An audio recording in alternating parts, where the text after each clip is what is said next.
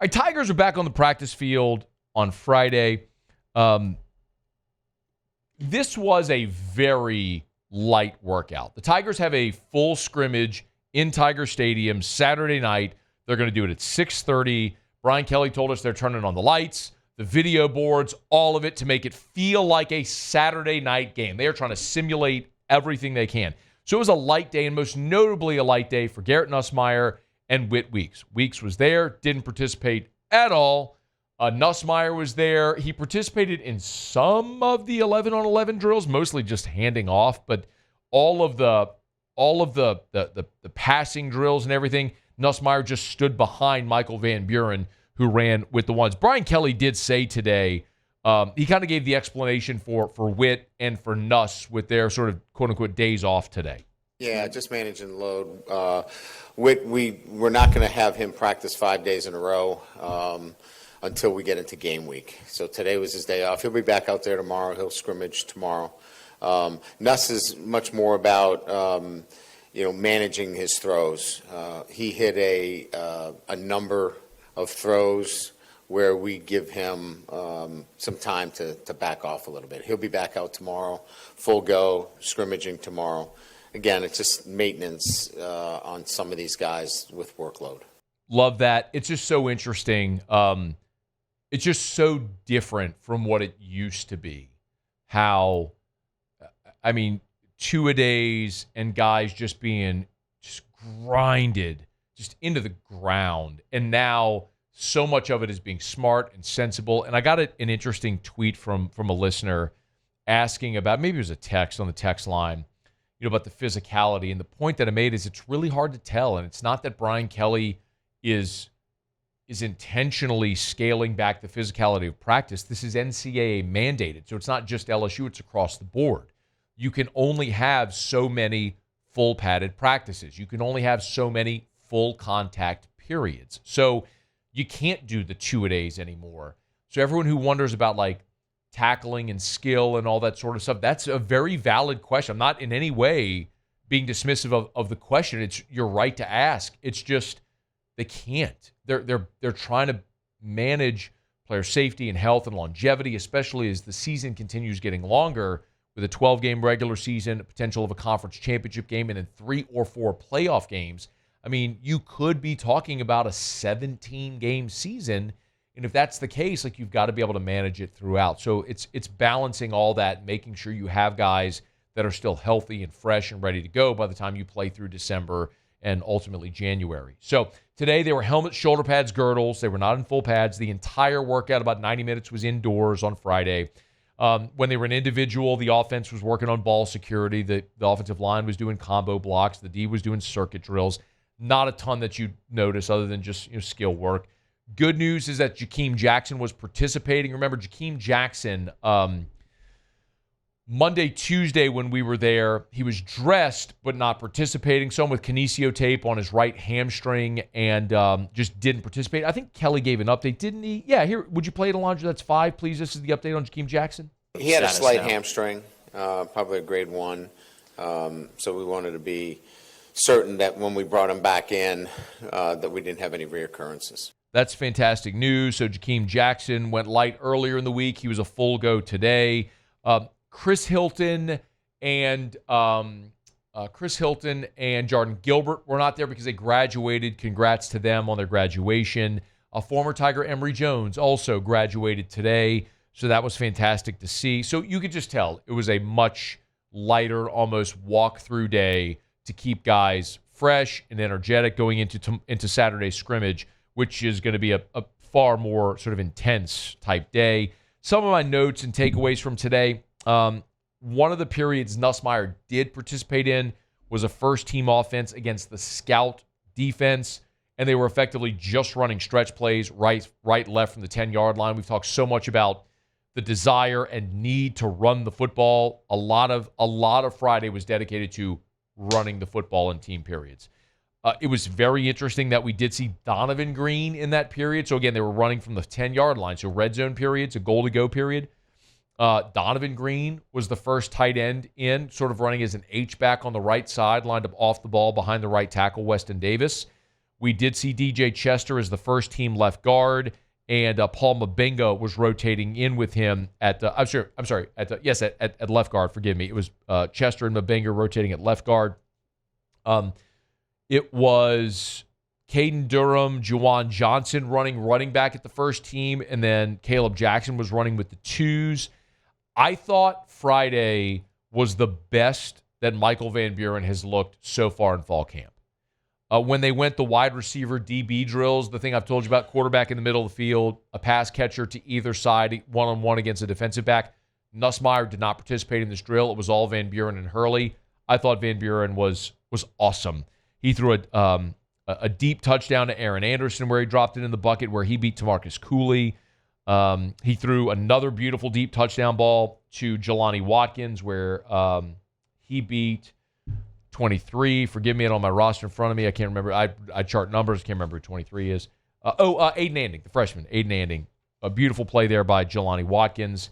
It was a day where of the 20 or so reps that I charted, the 15, the bulk of them went to the offense. Berrien Brown made the catch of the day. It was a one-on-one matchup against Mansour Delane. It was a tight window. Diving into the end zone, Berrien Brown made the touchdown catch on Mansour Delane. So some really, really nice balls today by Michael Van Buren, which I think was his best practice. And actually, Brian Kelly, after the practice, was asked about Michael Van Buren, who, listen, I've sat here every day, and most of my comments on Van Buren have been, it's been a mixed bag. Like, I'm very concerned about his accuracy. The athleticism is great, and he will follow some inaccuracy with an amazing play, but the inaccuracies have been a problem. Today, Friday, was by a mile Van Buren's best day. Yeah, I thought Mike did a really good job today. I mean, he's making really good progress. A lot of this is, being in a new offensive structure. A lot of it, and I would say Michael has grown so much since the spring in terms of recognition, footwork, progression reads, all the things that you need to be a high performer in this offense. He's getting better at that every day. It was a great day for him because he really got a chance to take virtually all the reps today, and so it's a great opportunity for him to gain even more confidence. So we're pleased with his progress, no doubt. They had an 11-on-11 period from the 40-yard line, so the plus 40. They piped in noise. Nuss did participate here, so his first-team offense against the second-team defense. Alondra, you'll be happy to know the playlist for the piped-in noise was Disturbed, Down with the Sickness.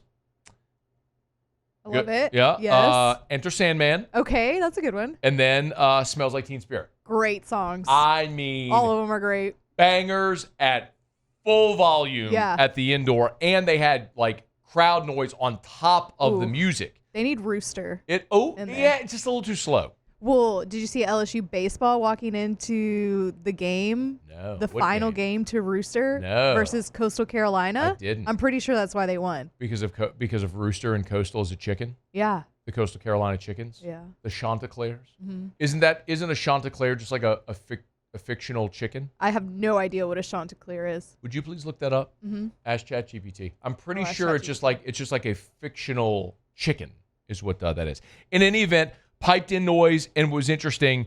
The first three plays were all runs to Caden Durham. The fourth play was a run to Juwan Johnson. They huddled, by the way, with the crowd noise. Then they got into the red zone. The fifth play was a check down to Bauer Sharp. The sixth play was a touchdown to Donovan Green in a 3 tight end set. I'm telling you, Joe Sloan's in his bag. I will be so fascinated to see how he calls these types of things in an actual game situation. But they let us see a lot when we're out there. And personnel packages, formations, a lot of it isn't even worth trying to chart because it's so hard to keep up because they have so much talented depth on this team. It's going to be very interesting to watch how Joe Sloan conducts the orchestra offensively this year with so many options at his disposal. What we got on a Chanticleer? So, what it says is... Isn't that Jeffrey Chaucer? Yeah, it's not Knight's Tale. That guy. But it's based on Canterbury Tales. Canterbury Tales, thank you. That's a Chanticleer, yeah? Did he write about him? I don't remember. Yeah, But it's basically an old-fashioned or literary term for a rooster, especially a proud, boastful one. So it's not fake. It's a term for a rooster. They come to snuff the rooster. They've come to snuff the rooster. But he ain't gonna die. Yeah, they come to snuff the rooster. Did I tell you? Banger. Did you go? You know that's about Jerry Cantrell's dad. He wrote about his dad. I didn't know that. Yeah. Did you go? Nom soldier. Did you go when GNR was in Houston? Mm-mm. So, we never had this conversation? I don't think so. Sorry, everyone in the wide world of radio land right now and TV and YouTube, Yeah. Alondra and I are just having a one-on-one conversation. Thank you all for hanging out here and waiting for my practice report, but she and I are just going to talk for a second. Yeah. We have important things to discuss. Yeah. So 2 years ago, almost 2 years ago in the fall, Yeah. GNR played at then Minute Maid, now Daikin, whatever, in Houston, and Alice in Chains opened.